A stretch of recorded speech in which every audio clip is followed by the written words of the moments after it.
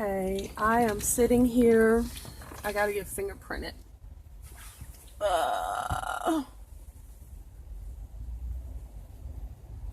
gotta get fingerprinted to increase my security clearance. So just hurry up and wait. Hurry up and wait.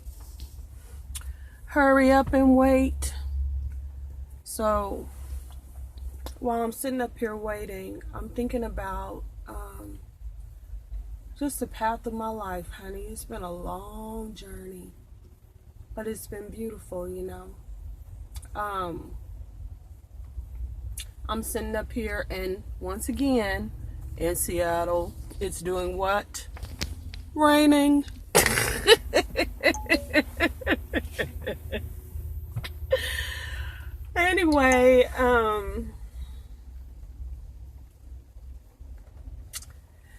Anyway, I came to this state for the benefit of, my family, and it was a crapshoot, but I had a lot of hope.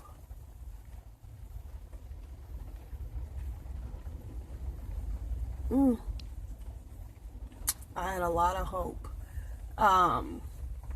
And the way that it's turning out for me is we all have diverging paths. So Joseph has made his change. He's no longer in the physical dimension anymore, and he has moved on. Jonathan has made his own decisions, and he lives in a world that, to me, it's just like Joseph's world. I don't see Joseph anymore, and I don't see Jonathan anymore. I mean, I know that they exist and that they are doing whatever it is that they're supposed to be doing, but I don't see them, and they don't see me,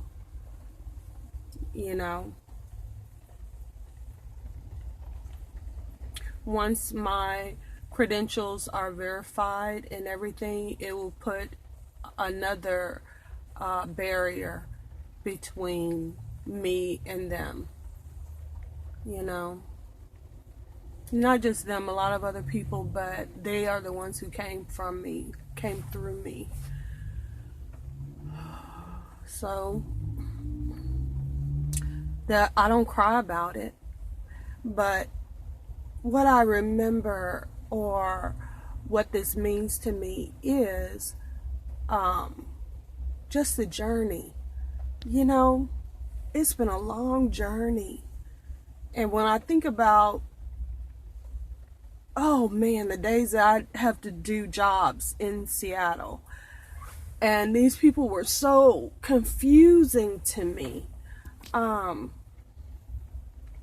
which they shouldn't have been, because it's just the time period that we're in right now. Everybody wants you to blow smoke up their ass. They want you to say what they want to hear. And, the Bible speaks about that, that people want their ears tickled. And whoever is willing to tickle their ears is who they listen to. And we have an ear tickler in chief, Donald Trump. And I can't really say anything about him because he's what these people want. God, how do you get people to make decisions that will benefit themselves when that's clearly not what they want? You have to keep it moving, keep it pushing, because the only life that you can live is your own. You can't live other people's life. Parents can't live their children's life, and children can't live their parents' life, And I come back to the saying, every tub has to sit on its own bottom. And so that's what I'm doing. I'm doing what I'm supposed to do in my life. And I have to make those decisions based on what God wants from me. And it's not really a family. I'll say it this way. I know that if I do what God's will is for me in my life, that it will benefit God's glory, which will in turn enrich the lives of my family and my descendants. And when I stand before judgment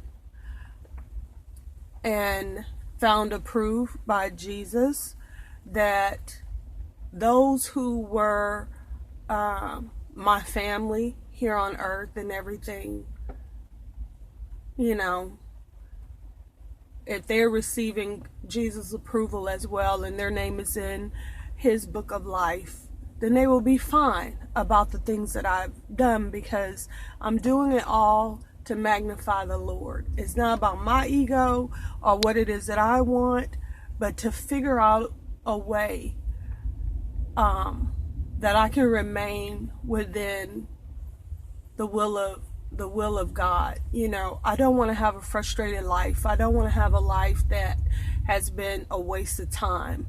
And I don't want to have a life that's spent within the belly of the large fish. And those who know what I'm talking about, they'll get that, what I just said. And the rest of you can just Google it.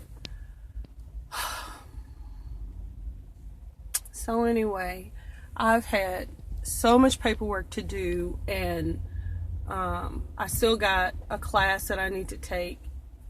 But right now I'm going to do my fingerprinting, and I've got to be boots on the ground December 8th.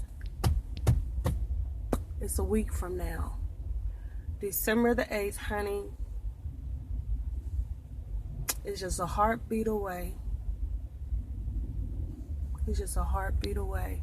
Before I know it, it'll be December 8th, and I'll be taking that oath, and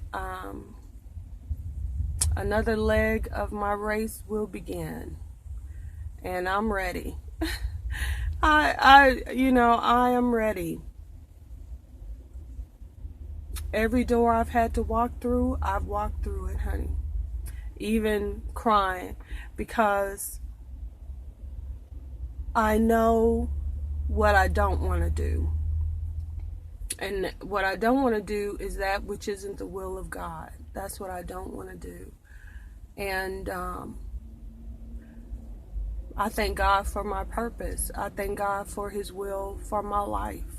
I thank God for all the beautiful people that I've met. And I even pray for those who have resisted me, those who I've tried to help and they've thrown it back in my face, those who have tried to harm me instead of help me.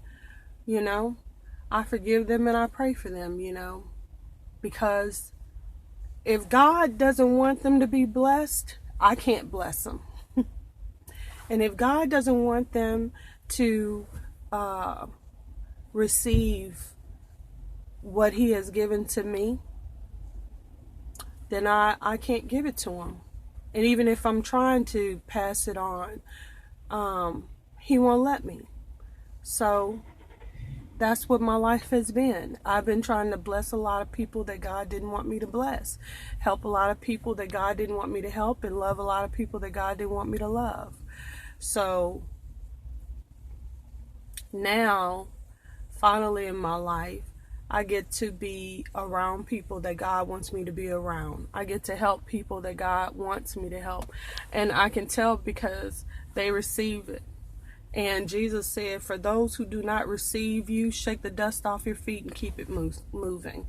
And that's been very hard for me because I have a heart for people and I want to help people, and I don't want people to suffer, and I don't want them to hurt. And I think that's why God has been really merciful with me.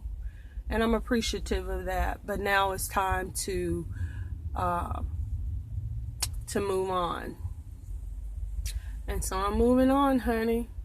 Get these little babies printed.